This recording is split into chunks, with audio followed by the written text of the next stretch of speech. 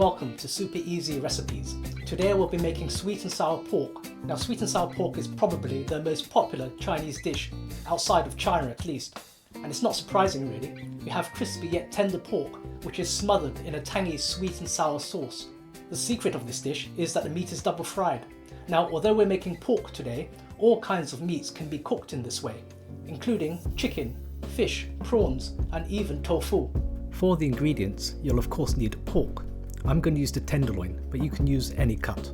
For the vegetables, I'm going to use bell peppers, an onion, spring onion, and some pickles. You'll need an egg, sugar, corn flour or corn starch, a little salt.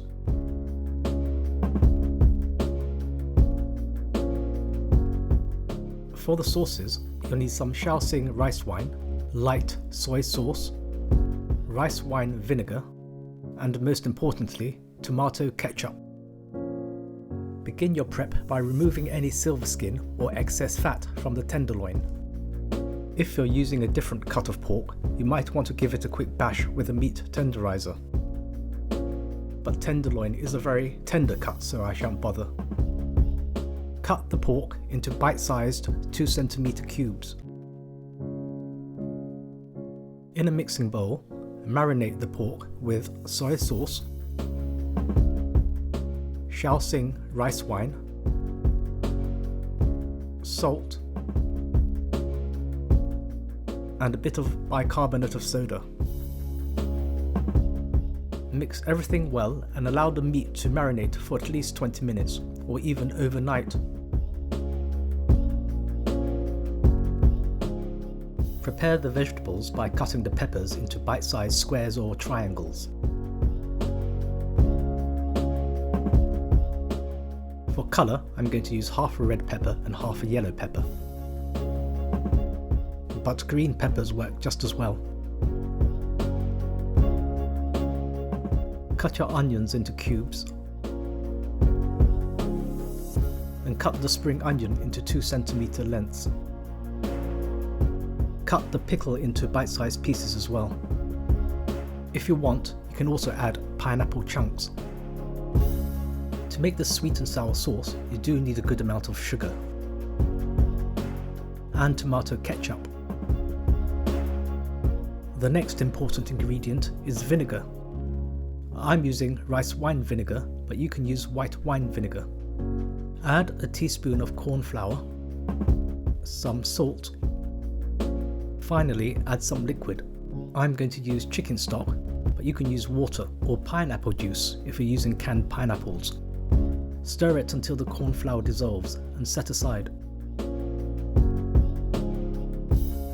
The next thing to prepare is the batter for the pork. Do this by lightly beating an egg and coating the marinated meat with it. Then combine the corn flour and stir to coat all the pork pieces. Now what we want to do is double coat the pork. Remove and separate each individual piece of pork. Then coat each piece of pork again with some more corn flour.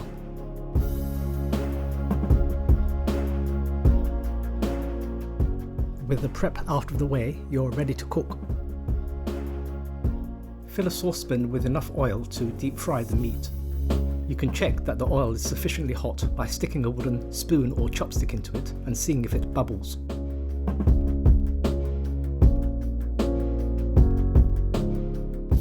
Fry the pork in batches so as not to overcrowd the pan.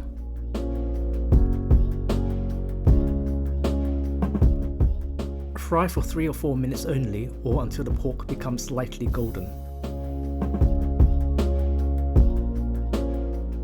When you have fried all the batches of pork once, let them rest for a minute or so, and then we're going to fry them again, but this time only for 1 minute or 2, or until they become golden brown.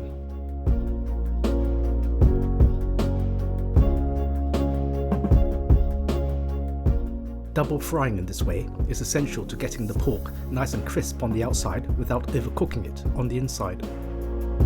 Now you're ready to make the sauce.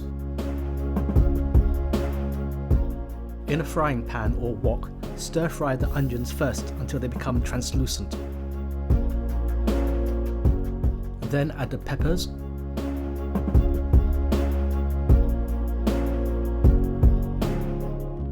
the spring onion and the pickle. If you're using pineapples, then also add them in at this stage. To help with the stir frying, I'm going to add a little Shaoxing rice wine. As ever, when stir frying, use a very high heat, a little oil and a dash of other liquid to help. Then stir fry for 2 or 3 minutes max. Then pour in the sweet and sour sauce that you made earlier.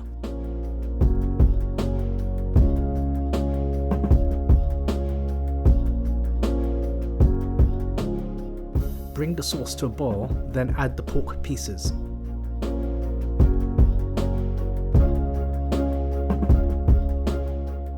Stir to coat all the pork pieces and then turn off the heat.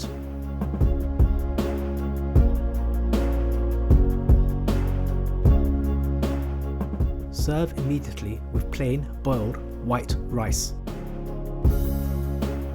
And if you enjoyed this sweet and sour pork recipe, then do check out my channel, which has lots of traditional Chinese recipes, and do subscribe for future super easy recipes.